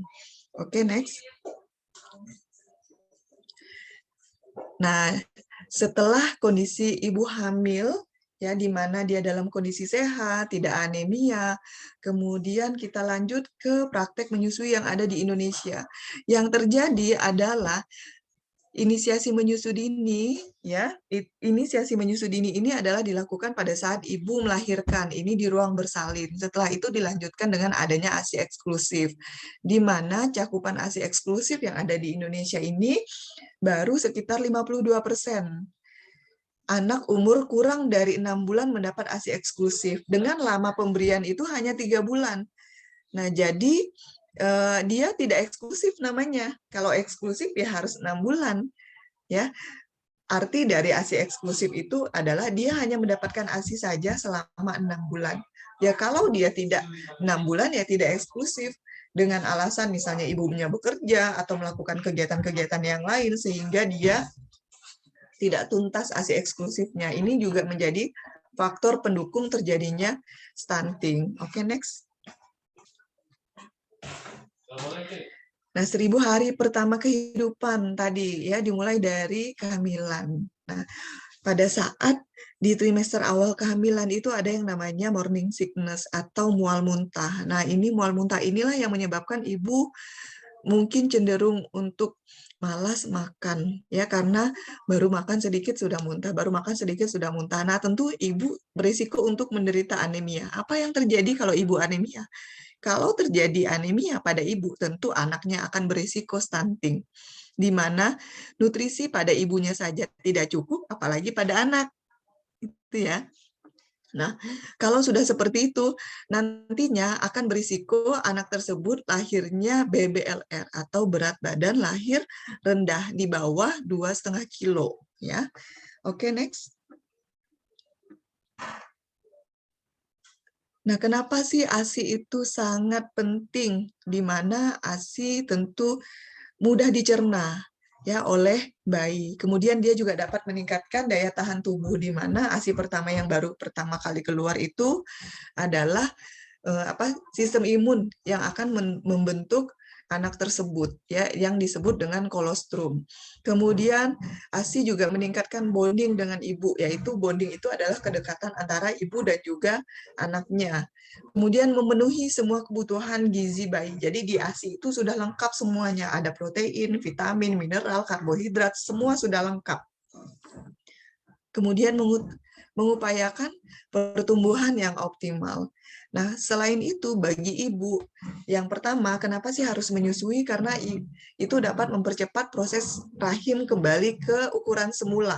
Jadi yang tadinya rahim itu isinya besar, ada anak seberat 3 kilo, belum lagi isi cairan ketuban, ya, ditambah lagi plasenta, kan gede ya. Kemudian dia harus mengecil kembali seperti semula, itu sebesar buah pir. Nah, caranya kalau mau kembali seperti semula itu dengan cepat adalah dengan menyusui, ya, karena adanya kontraksi dari rahim. Kemudian selain itu menyusui adalah metode kontrasepsi yang alamiah. Kemudian mencegah perdarahan pasca persalinan, mengurangi kanker payudara dan ovarium, memudahkan ibu. ASI itu tersedia pada suhu yang tepat, jadi nggak perlu dihangatkan, tidak perlu dibekukan, ya, tidak perlu membeli, ya, atau membayar. Nah, ASI itu adalah nutrisi yang sudah sangat tepat untuk bayi. Nah, kemudian meningkatkan bonding dengan bayi. Jadi ibu yang menyusui bayinya tentu bondingnya lebih kuat kepada anak tersebut dibandingkan dengan anak yang disusui oleh susu formula. Ya, pasti dia kemana-mana nyarinya botol, bukan nyari ibu. Tapi kalau anak yang menyusui dengan ibunya, dia pasti akan nempel dengan ibunya, bukan nempel dengan botolnya. Oke, next.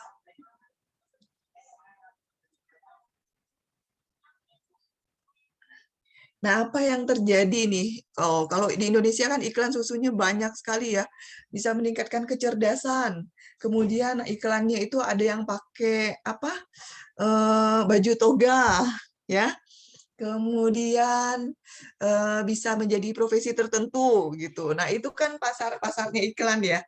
Pasarnya. Kemudian ada juga kata-kata yang orang tuanya kalau bekerja, buat apa sih Dek kalau mama atau ayah bekerja tuh buat beli apa gitu. Nah, ini kan membuat kita mengajarkan anak turun-temurun dia juga akan melakukan hal yang sama.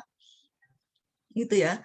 Nah, apa yang terjadi kerugian secara ekonomi per tahunnya adalah 302 miliar per tahun untuk membeli susu formula.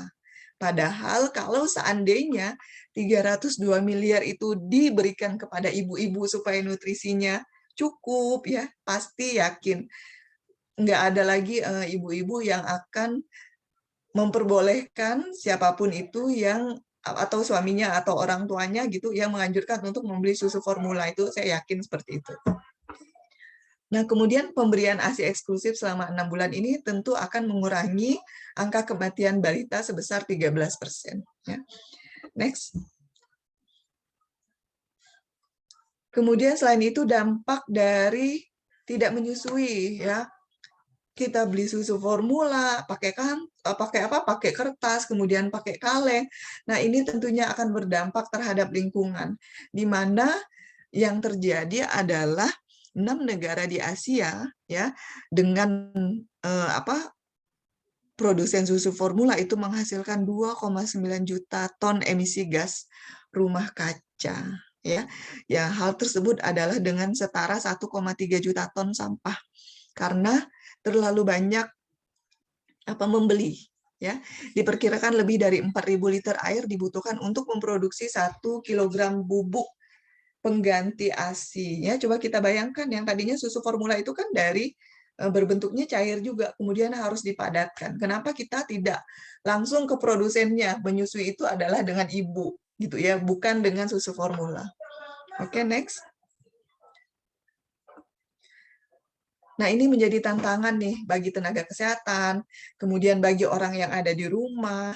Yang harus dilakukan adalah tantangannya perlu dukungan keluarga kepada ibu yang lagi hamil supaya tidak stunting, supaya tidak anemia, makannya cukup, ya.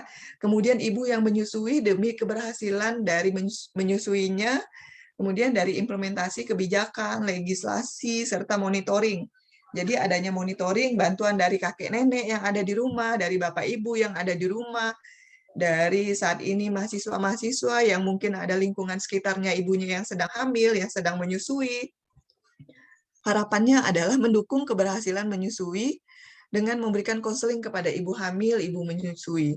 Kemudian bukan hanya kepada ibu ya, juga kepada suami, kepada keluarga, atau kepada teman-teman. Karena saya melihat ya cenderung yang terjadi adalah ketika seorang ibu yang melahirkan, maka terkadang ada teman-teman yang memberikan kadonya itu berupa botol susu.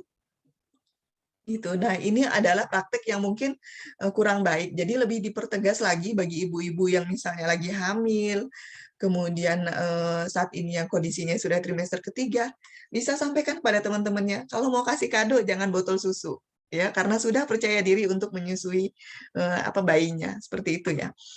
Kemudian dukungan terhadap ibu yang bekerja, ya, di mana ibu yang bekerja tetap bisa menyusui bayinya. Dia bisa melakukan breastfeeding kepada bayinya, bisa dipompa, kemudian bisa diberikan ASI melalui cup feeder. Ini adalah hal-hal yang misalnya bisa kita promosikan kepada ibu yang akan bekerja setelah melahirkan. Kemudian penguatan puskesmas dengan promosi ASI, pemberdayaan ibu, keluarga, dan masyarakat dalam mendukung praktek dari menyusui. Oke, next. Nah, tadi sudah disampaikan secara sekilas tadi ya oleh Rafli bahwa di mana untuk mencegah stunting itu dimulai dari kapan sih? Dari calon pengantin, di mana calon pengantin sekarang ini dia harus datang ke pusat pelayanan kesehatan untuk diberikan edukasi, ya. Kemudian janin dan bayi dalam 1000 hari pertama kehidupan, di masa kehamilan dan juga masa interval. Oke, next. Nah, pemerintah sendiri ini sudah mengeluarkan peraturan presiden nomor 72 tahun 2021, di mana di situ menyebutkan tentang percepatan penurunan stunting dimulai dari ibu hamil, ibu menyusui, sehingga anak tersebut berusia 2 tahun, ya, merupakan sasaran dari percepatan pencegahan stunting. Nah, yang terjadi adalah ibu yang kondisi hamil, apalagi kondisinya anemia, ini harus mendapatkan pendampingan. Kemudian ibu yang menyusui dan anak usia 2 tahun. Gimana sih kita bisa melihat anak itu tumbuh kembangnya bagus? Ya tadi, dengan KMS atau Kartu Menuju Sehat. Kartu Menuju Sehat itu didapat di mana? Itu ada di buku pinknya ibu. Jadi, ibu-ibu sekarang, ya, bukan sekarang ya, sejak dulu itu dapat yang namanya buku pink.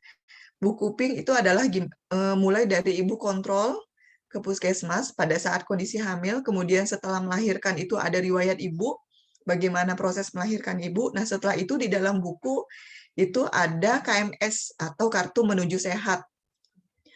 Untuk anak ikut ke posyandu ya sampai dengan anak tersebut usianya 5 tahun. Jadi di situ nanti akan diukur tinggi badan, berat badan, kemudian selain itu juga anak akan diberikan imunisasi sesuai dengan usianya. Oke, next. Nah, siapa sih yang bisa membantu kita di lahan ya, apalagi kondisinya sekarang pandemi, yang bisa membantu kita ini adalah ibu-ibu PKK ya, ibu-ibu bidan mungkin yang adanya di puskesmas ya, dan terlebih lagi adalah bapak ibu atau kakek nenek yang saat ini ada di sini, dan juga ibu-ibu kader. Nah, ini adalah tangan-tangan yang memang berada di masyarakat yang merupakan yang terakhir gitu. Artinya merekalah yang mengetahui bahwa di lingkungannya ada ibu yang sedang hamil, kemudian ada anak yang saat ini di kartu KMS-nya itu di bawah garis merah, tentunya dia berisiko terhadap stunting. Kemudian ada anak atau ibu yang saat ini sedang menderita anemia. Nah, ini adalah tugasnya ibu-ibu kader yang memang harus kita dampingi supaya mereka lebih memahami apa itu stunting dan juga bisa melakukan pencegahannya. Oke, next.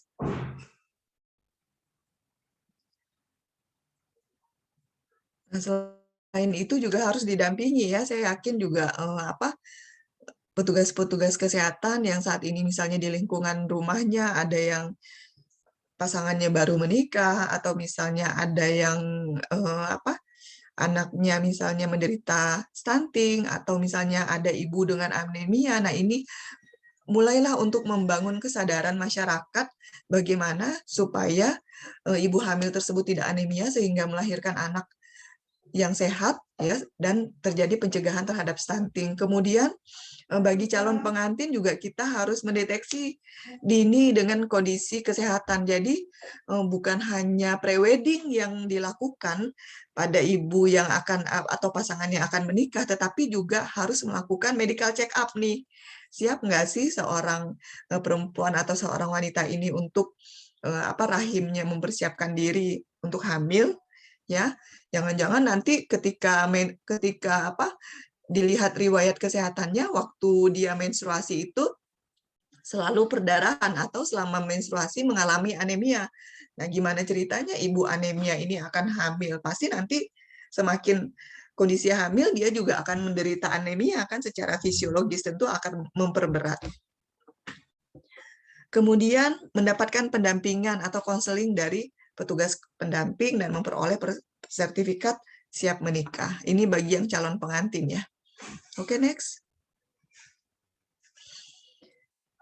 Nah, pendampingan ibu hamil dan balita ini didampingi oleh ibu PKK, ibu kader, kemudian bidan desa, baik itu selama kondisi hamil, selama persalinan, kemudian balita, atau bahkan ada yang balita sudah menderita stunting. Nah, ini tentunya kami sangat menghimbau kepada kakek nenek yang ikut kegiatan ini supaya bisa lebih perhatian lagi kepada para cucu-cucunya, kemudian anak-anaknya, bahwa memang kondisi stunting ini adalah kondisi yang memang harus dicegah.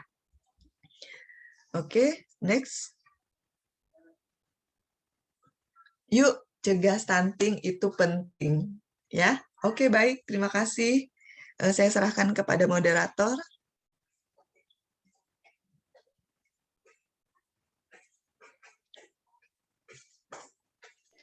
Siap, terima kasih Bu Hairunisa atas materinya. Iya, untuk video yang tadi apa bisa sajikan? Siap, Ibu, mohon izin Rafli. Gimana Rafli? Bisa Ibu, mohon izin. Oke, baik.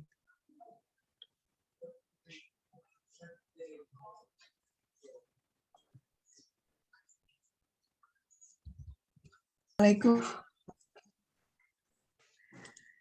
Selamat pagi dan salam sejahtera untuk kita semua. Terima kasih atas kesempatan yang telah diberikan kepada saya. Mohon izin memperkenalkan diri. Nama saya Hairunisa. Saat ini saya bertugas di Prodi Keperawatan Politeknik Hang Tuah Jakarta. Tentunya merupakan kebanggaan pada saya untuk dapat mengikuti kegiatan pemaparan poster yang dilakukan oleh Dinas Kesehatan DKI Jakarta dalam kegiatan pertemuan ilmiah tahunan ketiga. Adapun judul dari penelitian saya saat ini adalah yang berjudul tentang studi fenomenologi persepsi masyarakat terhadap promosi kesehatan oleh perawat dalam pencegahan stunting.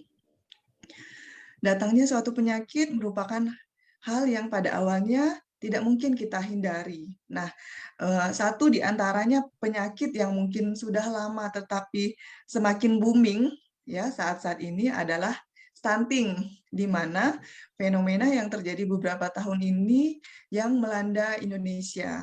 Sehingga Presiden Republik Indonesia menetapkan peraturan nih di nomor 72 tahun 2021 yang menyebutkan stunting adalah gangguan pertumbuhan dan perkembangan anak akibat kekurangan gizi kronis dan infeksi berulang yang ditandai dengan panjang atau tinggi badannya di bawah standar yang telah ditetapkan.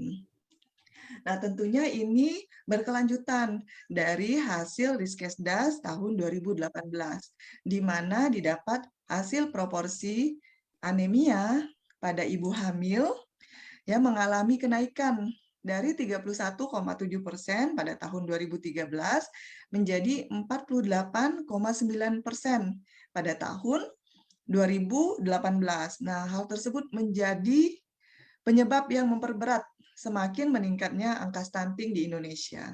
Nah, tentunya promosi kesehatan oleh perawat ini adalah strategi nih yang harus dilakukan, di mana perawat juga mempunyai tugas dalam bentuk promotif dan preventif yang bertujuan meningkatkan pengetahuan masyarakat dalam melakukan perubahan perilaku sehingga tercapainya derajat kesehatan yang optimal. Ya, jika di masa lalu kita masih saja mendengarkan penyuluhan kesehatan, tetapi di saat ini yang harus dilakukan oleh seorang perawat adalah melakukan promosi kesehatan, di mana kita tidak hanya melakukan penyuluhan kesehatan, tetapi juga melihat, memonitor perubahan perilaku dan sikap masyarakat ke arah yang lebih sejahtera. Nah, selama ini tindakan promotif hanya dilakukan dengan penyuluhan kesehatan tanpa mengevaluasi adanya perubahan perilaku pada masyarakat. Nah, penelitian ini tentunya bertujuan untuk diperolehnya informasi yang mendalam tentang persepsi masyarakat terhadap promosi kesehatan oleh perawat, sehingga diharapkan adanya monitoring lanjutan untuk pencegahan stunting. Jadi tidak hanya melakukan promosi atau penyuluhan saja, tetapi ada monitoring lanjut. Penelitian ini adalah penelitian kualitatif dengan desain fenomenologi. Dengan adanya penelitian ini, diharapkan dapat membantu meningkatkan kesehatan masyarakat dan mencegah terjadinya stunting sehingga menunjukkan pentingnya peran perawat dalam memberikan promosi kesehatan. Nah, adapun yang melatar belakangi saya dalam melakukan penelitian ini adalah tentunya dari hasil Riskesdas tersebut yang mendapati hasil di mana ibu hamil yang belum mendapatkan pemberian makanan tambahan ya di tahun 2018 itu sebesar 74,8%. Kemudian angka ibu yang mengalami anemia itu sebesar 48,9%. Nah, sedangkan balita yang belum mendapatkan pemberian makanan tambahan ini sebesar 59%. Nah, tentunya dari angka-angka yang didapatkan oleh dari hasil Riskesdas tersebut membuat saya tertarik untuk melakukan judul penelitian studi fenomenologi persepsi masyarakat terhadap promosi kesehatan oleh perawat dalam pencegahan stunting. Kemudian metode penelitian ini seperti yang disampaikan di awal, penelitiannya yaitu penelitian kualitatif dengan pendekatan wawancara yang mendalam dilakukan terhadap 11 partisipan. Nah, adapun hasil dari wawancara tersebut di mana yang didapat adalah 5 tema. Yang pertama adalah masyarakat mengetahui bahwa stunting merupakan gangguan pertumbuhan anak. Ya, kemudian tema yang kedua yaitu media informasi tentang stunting didapat dari iklan dan juga dari tenaga kesehatan pada saat mereka melakukan promosi kesehatan dan penyuluhan kesehatan. Kemudian yang ketiga, penyebab dari stunting yaitu adanya kurang gizi, di mana anak-anak ada dari hasil wawancara tersebut ada yang menyebutkan kurang gizi, ada yang menyebutkan makannya kurang, ya, ada yang menyebutkan di bawah garis merah. Nah, tema yang saya ambil yaitu penyebab dari stunting, disimpulkan yaitu kurang gizi. Kemudian pencegahan dari stunting masyarakat sudah tahu, dicegahnya adalah dengan makanan-makanan yang bergizi, dengan pola makanan yang sehat, gitu ya. Kemudian tema yang kelima yaitu persepsi masyarakat terhadap pencegahan stunting. Nah, dari kegiatan penelitian yang dilakukan dapat disimpulkan bahwa pentingnya peran perawat dalam memberikan promosi kesehatan tentang pencegahan stunting. Tentunya tidak hanya dalam promosi saja, tetapi dalam memonitor bagaimana dari hasil promosi kesehatan yang dilakukan terhadap masyarakat. Nah, untuk itu kami menyarankan yaitu memasukkan materi stunting dalam kurikulum mata ajar keperawatan anak dan juga mata ajar keperawatan maternitas, di mana kami menghimbau bahwa mahasiswa bisa untuk dapat terjun langsung menginformasikan kepada masyarakat. Kemudian membuat prenatal class atau posyandu bagi ibu hamil untuk memonitor 1000 hari pertama kehidupan sejak kehamilan. Demikian yang dapat kami sampaikan. Wabillahi taufiq wal hidayah. Assalamualaikum warahmatullahi wabarakatuh. Terima kasih.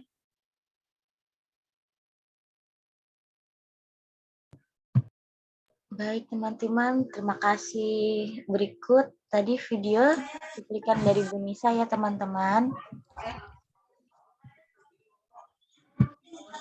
Sekarang kita lanjut ya teman-teman ke sesi tanya jawab. Sebelumnya teman-teman sudah mempersiapkan pertanyaannya? Sudah menyiapkan Yang belum? dari kolom chat bisa dibacakan dulu, mungkin Nurul. Siap Ibu. Pertanyaan di kolom chat ada 3 orang, yaitu dari Sujito, Saudara Sujito, dan Saudara Aul, dan Nenek Aji. Untuk saudara tersebut, apakah masih ada di Zoom? Ada. Baik, ada ya untuk pertanyaan pertama dari Saudara Sujito. Untuk Saudara Sujito, apakah ada? Ada. Hadir. Baik, Saudara Sujito, pertanyaannya apa ingin dibacakan atau baca sendiri, Saudara Sujito? Bisa langsung saja. Silakan, Saudara Sujito. Dibacakan saja, Nurul. Baik. Pertanyaan dari Saudara Sujito, apakah anak stunting punya resiko munculnya penyakit metabolik seperti kegemukan? Nah, bagaimana pemateri? Apakah sudah jelas pertanyaannya? Baik, sudah. Iya. Silakan, ini mungkin Kak Rafli yang menjawab terlebih dahulu ya. Baik, sudah jelas, moderator. Ya, silakan, Saudara Rafli. Apakah ingin dijawab sekarang atau? Baik, langsung aja ya. Silakan. Iya. Untuk Saudara Sujito, kemudian pertanyaannya apakah terjadi risiko obesitas? Ya, tadi seperti yang tadi sudah saya paparkan tadi ya, dalam dampak jangka panjangnya. Ya, terjadi peningkatan risiko penyakit degeneratif sama terjadi risiko obesitas. Karena kalau kita lihat itu kan dampaknya itu ada dua, ada dampak jangka panjang sama dampak jangka pendek. Kalau dilihat itu jangka panjang itu kan tadi terlihat ya, bahwa terjadi peningkatan risiko obesitas. Kenapa terjadi peningkatan risiko obesitas? Karena ketika anak stunting itu berat badan idealnya juga meningkat. Jadi menurut penelitian yang pernah saya baca ini ya, mengenai berat badan menurut umur juga berhubungan juga sama panjang atau tinggi badan menurut umur. Itu ketika anak stunting ini mengalami peningkatan berat badan itu, berat badannya itu bisa menambah cukup banyak karena metaboliknya itu yang tidak seimbang, atau yang disebut juga proporsi yang tadi saya sebutkan juga ya. Itu juga mempengaruhi juga yang tadi saya bilang awal, karena organnya itu terjadi kelemahan yang diakibatkan dari yang sebelumnya itu. Asupan gizinya yang tidak maksimal membuat organ-organ di sekitarnya, kayak contohnya ada yang berhubungan seperti sistem pencernaannya ya, terutama itu mengalami penurunan. Itulah mengapa akibatnya dalam jangka panjang terjadi peningkatan resiko obesitas. Lalu untuk penilaiannya ini untuk tambahan aja ya. Untuk penilaiannya juga resiko obesitas itu kan dilihatnya dari seorang anak dengan berat badan kurang atau lebih belum tentu mengalami gizi kurang atau lebih. Jika mengalami stunting atau sangat pendek, maka status gizinya dapat cukup bahkan gizi lebih. Sehingga penentuan status gizi perlu melihat seluruh indeks yang ada. Jadi yang saya maksud itu, jadi tinggi badan atau panjang badan aja itu bukan penentuan bagi dianya itu punya penderita obesitas. Jadi diperlu data lagi seperti IMT atau PB menurut BB menurut PB, atau TB menurut umur, dan PB menurut umur, seperti itu. Apakah sudah paham, Sujito? Iya, paham. Terima kasih. Baik, Mas terima Rafli. kasih Saudara Sujito dan pemateri atas jawabannya pemateri. Baik, lanjut ke pertanyaan kedua. Pertanyaan kedua dari Saudara Aul. Pertanyaan Saudara Aul, bagaimana cara tenaga kesehatan untuk melakukan pencegahan stunting di desa-desa terpencil atau pendesaan? Iya, ini sepertinya tadi sesuai dengan ini ya, apa slide-nya Bu Nisa ya, Nurul ya. Siap, Ibu. Nah, Silakan Ibu, apakah iya, Ibu ingin menjawab? ya izin saya menjawab ini ya. Ya, Ibu, Sebetulnya silakan. tadi ya yang di slide itu sudah disampaikan bahwa memang kita mencegah stunting itu kan nggak bisa ya. Ibaratnya kita turun gitu kan semuanya, wah nanti nggak ada yang kuliah dia. Kemudian gimana nih caranya? Bu, di desa saya juga nggak ada Bu bidan. Bu bidannya cuma datang sekali dalam sebulan. Ya, nah yang harus memang kita edukasi itulah siapa sih yang harus diedukasi, yaitu ibu kader. Pertama ibu kader, yang kedua adalah tokoh masyarakat atau memang dia adalah orang yang berpengaruh di desa tersebut. Contoh misalnya, kalau seandainya di mana ya daerah yang apa tuh, kalau yang nggak boleh ada apa, yang nggak boleh ada lampu-lampunya apa gitu tuh apa? Masyarakat apa tuh namanya? Baduy, Bu. Nah, misalnya di suku Baduy, ya gitu ya. Kan gimana dong, Bu, bidan nggak ada. Kemudian apalagi tenaga kesehatan. Nah, yang harus kita dekatin itu adalah tokoh masyarakat. Ya, tokoh masyarakat, tokoh agama yang ada di situ. Supaya masyarakat-masyarakat atau warganya dia, begitu misalnya diberikan apa atau disampaikan sesuatu, tentu akan lebih mengikuti ketimbang petugas kesehatan yang datang gitu. Atau misalnya ibu kader yang memang dianggap berpengaruh, bisa juga misalnya ada RT, ada RW, ya tokoh agama, tokoh masyarakat yang memang apa kata-katanya dia atau bahasanya dia ketika memberikan penyampaian itu sangat berpengaruh terhadap masyarakat tersebut. Gitu. Nah, itu yang perlu didekati oleh pemerintah atau tenaga kesehatan. Nggak mungkin misalnya pemerintah tiba-tiba datang ke suku Baduy mau ngasih penyuluhan kesehatan. Itu pasti orang-orang pada nggak ngikutin. Tetapi kalau sudah apa pemuka adat yang bicara, tokoh masyarakat yang bicara, atau misalnya ada RW, RT setempat yang dianggap dituakan, itu tentu sangat berpengaruh terhadap apa yang disampaikan. Seperti itu ya, Nurul ya. Baik, Ibu. Terima kasih, Ibu, atas jawaban pertanyaannya. Bagaimana Saudara Aul, apakah sudah jelas jawabannya? Siap, sudah jelas, moderator. Terima kasih, Bu Nisa. Terima kasih, moderator. Iya, Ya, sama-sama. Baik, kita lanjut ke pertanyaan ketiga dari Saudara Nenek Aji. Apakah ada Saudara Aji? Ada. Baik, pertanyaan dari Saudara Aji. Untuk penyebab stunting kan banyak ya, Kak. Untuk penyebab pendeknya anak itu karena keturunan dari orang tua. Yang pendek juga, itu bagaimana? Apakah juga disebut stunting? Atau bagaimana padahal gizi yang diberikan kepada anak sudah cukup dalam kriteria gizi seimbangnya?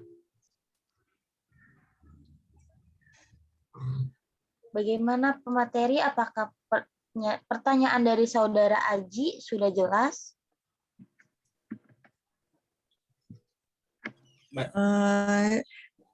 Penyebab stunting banyak yang mulai dari gizi, ini kemudian riwayat kehamilan. Nah, untuk penyebab pendeknya anak itu karena keturunan dari orang tua pendek, apakah juga bisa disebut stunting? Nah, ini tentunya saya dulu ya, mungkin nanti akan dilengkapi oleh Rafli ya. Saya coba menjawab untuk terlebih dahulu. Nah, jadi kategori stunting itu berbeda dengan kategori yang memang orang tuanya itu cenderung pendek. Seperti itu ya. Tapi bukan kerdil ya, tapi bukan kerdil. Nah, artinya ada kategori tertentu di mana ketika seseorang itu dikatakan stunting, dia tentunya anak yang dengan kategori pendek dan juga pasti dari segi nutrisi itu yang tidak mencukupi atau dia kekurangan energi protein gitu. Jadi nggak bisa dipukul rata bahwa punya genetik yang keturunannya pendek, kemudian anaknya ikut pendek juga bisa disebut stunting. Nah, itu tidak bisa juga dikatakan seperti itu. Tentunya harus dari hasil pemeriksaan, gitu ya. Nah, kemudian riwayat kehamilan. Riwayat kehamilan ini tentunya kondisi di mana ibu yang dengan kondisi kehamilan itu nutrisinya tidak baik. Tentunya dinyatakan ibu dengan kalau hasil pemeriksaan yaitu dengan anemia. Gitu. Jadi ibu sudah anemia, yang terjadi adalah bisa saja anak lahir dengan berat badan lahir rendah, tentunya dia sangat beresiko sekali. Udah ibunya anemia, terus tambah lagi lahir bayinya berat badan lahir rendah, ya udah pasti sangat beresiko untuk menderita dari stunting. Seperti itu dari saya. Mungkin bisa ditambahkan oleh Kak Rafli. Baik, terima kasih Ibu. Apakah Saudara Kak Rafli ingin menambahkan? Siap Ibu, mohon izin mungkin menambahkan sedikit saja ya. Yang benar yang dikatakan oleh Ibu Hairunisa, mungkin yang bisa saya tambahkan memang kalau mau dilihat itu stunting memang pendek, tapi pendek belum tentu stunting ya. Jadi emang kalau stunting itu udah tentu pasti pendek, tapi kalau pendek belum dikatakan stunting. Lalu pernah saya baca juga di sebuah dokumen dari WHO atau dari UNICEF itu potensial keturunan pendek berhubungan dengan stunting itu kecil ya, kecil. Maksudnya ya sebanyak dari populasi itu pasti keluarga yang normal itu belum tentu anaknya itu stunting. Jadi contohnya kayak misalkan kita punya keluarga pendek, lalu itu anaknya stunting, jadi itu resikonya kecil. Saya pernah baca di sebuah penelitian dari WHO atau apa itu resikonya kecil banget ya. Jadi kalau misalkan di sini pertanyaannya bahwa apakah memang pendek itu stunting dari keturunan atau gen atau dari DNA itu resikonya kecil. Mungkin dari sekian banyak orang mungkin dikit yang kena seperti itu. Tetapi kalau stunting sendiri itu memang pendek, tapi pendek belum tentu stunting. Begitu saja sih tambahannya. Baik, terima kasih Saudara Kak Rafli. Bagaimana Aji? Apakah sudah jelas jawabannya? Sudah, moderator. Terima kasih Ibu dan Rafli. Baik, kalau gitu apakah ada pertanyaan lagi? Untuk para audiens, apakah ada yang ingin bertanya lagi? Kalau tidak ada pertanyaan, saya lanjut ya teman-teman. Baik, jika sudah tidak ada bertanya, giliran saya yang bertanya kepada para audiens ya. Jadi yang bisa menjawab pertanyaan dari saya akan mendapatkan door prize.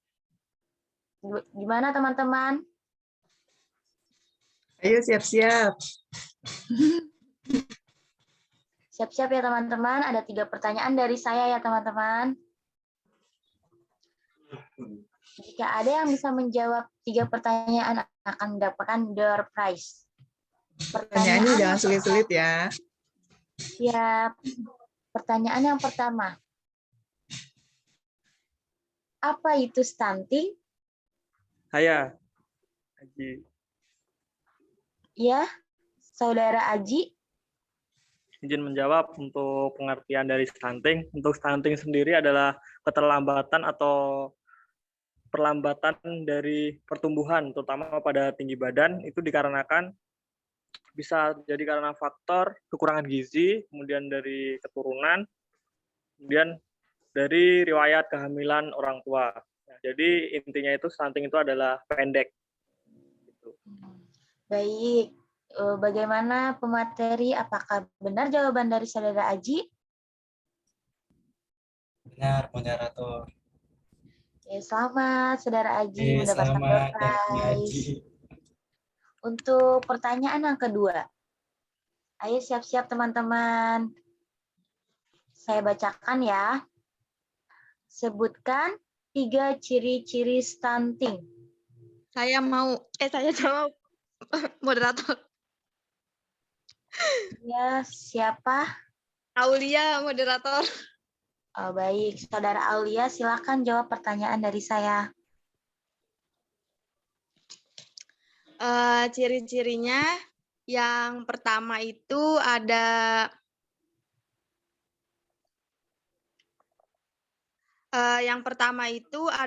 pertumbuhannya melambat, moderator. Terus wajah tampak lebih muda dari anak seusianya. Terus pertumbuhan giginya terlambat, performa buruk pada kemampuan fokus dan memori belajarnya. Terus usia 8-10 tahun, anak menjadi lebih pendiam, tidak banyak melakukan kontak mata terhadap orang di sekitarnya, berat badan balita tidak naik, bahkan cenderung menurun. Bagaimana moderator? Ya, banyak ya, padahal saya minta 3 ya. Bagus. Tambahin 1 moderator. Iya, nggak apa-apa. Baik, bagaimana pemateri? Apakah jawaban dari Saudara Aulia benar? Benar, moderator. Selamat, Saudara Aul. Selamat, Saudara Aul. Untuk pertanyaan yang ketiga, ayo teman-teman siap-siap. Mana lagi nih yang lainnya?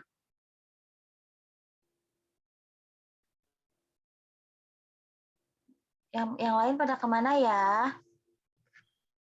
Siap-siap yuk lanjut. untuk pertanyaan ketiga ya. Apa saja manfaat menyusui bagi balita?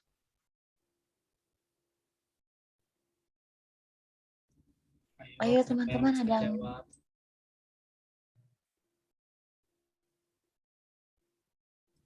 ada yang bisa jawab tidak teman-teman? Izin jawab double boleh. Siapa? Aji. Aji lagi. Apa yang lain kemana? Kok Aji mulu ya? Nanti door prize-nya diborong sama Aji. Bagaimana pemateri? Apakah bisa untuk double? Kalau sudah dipanggil terus nggak menjawab, boleh deh Aji. Dapat double nih. Aji borong door prize. Mohon izin menjawab moderator. Untuk Ya, fungsi silakan.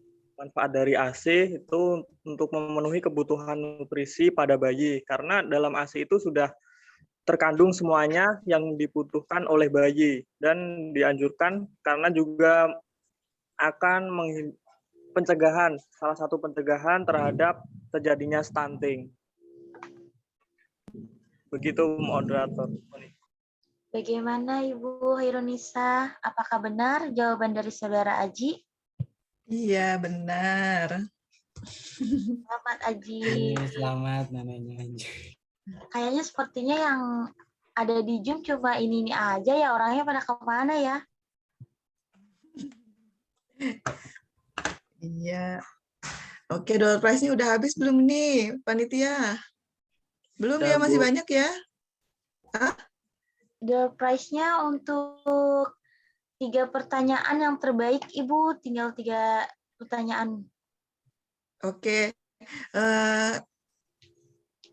Pertanyaannya kita ambil 1 penanya terbaik ya. Oke, 1 penanya terbaik itu jatuh pada Sujito. Ya, selamat ya, dapat door prize nih dari panitia. Saudara Sujito, apakah ada? Tadi masih ada ya? Oke, masih ada. Oke. Tadi